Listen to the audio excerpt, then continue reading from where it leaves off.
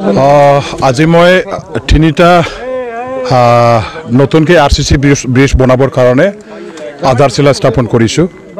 প্ৰথম আমাৰ শক্তি আশ্ৰম এলেকাত চিলিপথাৰ পৰা মলান্দুবিলৈকে যোৱা যিটো PWD ৰাস্তা আছে, এই ৰাস্তাৰে আমাৰ তাতে যিটো হেৰি আছে হেল নদী আছে, এই হেল নদীৰ ওপৰত এটা RCC ব্ৰিজ আজি মই আধাৰশিলা স্থাপন কৰিছোঁ বনাবৰ কাৰণে।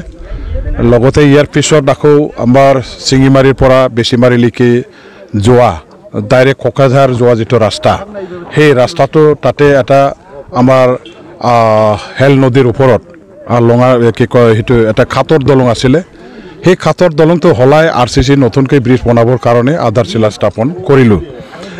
আকৌ আহি আমাৰ ইয়াত চান্দালাতাৰী টু কৰাইতলা চিধাকৈ যোৱা যিটো আমাৰ ৰাস্তা, বিশেষকৈ চাপৰগ্ৰাম পকিৰাগ্ৰাম ৰোডৰ পৰা আমাৰ পকিৰাগ্ৰাম ৰাণীগঞ্জ ৰোড, এই দুটা মেইন যিটো আমাৰ PWD ৰাস্তা আছে, এই ৰাস্তাৰে সংযোগী এটা আমাৰ ইয়াত ৰাস্তা আছে।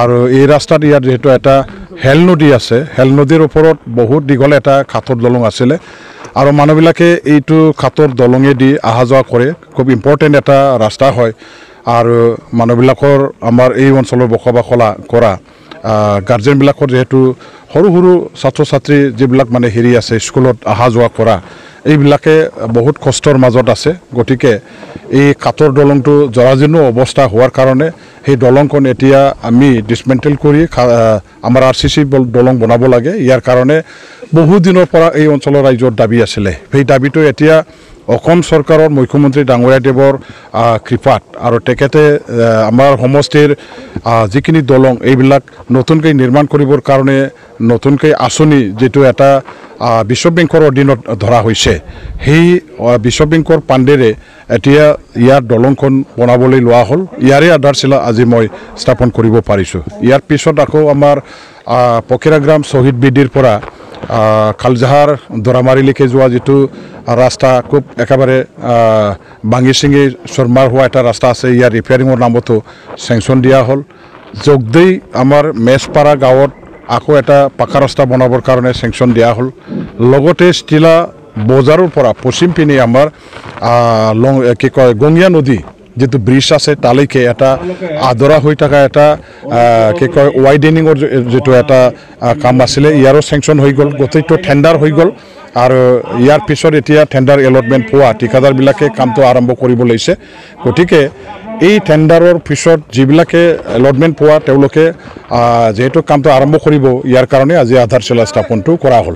আজি আমাৰ এই ফকিৰাগ্ৰাম সমষ্টিত ৰুৰেল যিটো ব্ৰিজ, ৱৰ্ল্ড বেংকৰ যিটো ৰুৰেল ব্ৰিজ, ৰুৰেল এৰিয়াৰ কাৰণে যিটো ব্ৰিজৰ এই ৱৰ্ল্ড বেংকৰ আণ্ডাৰত সেই তিনিটাকে ব্ৰিজৰ ইতিমধ্যে আজি আধাৰশিলা কৰিছিলে। প্ৰথমতে কৰিলে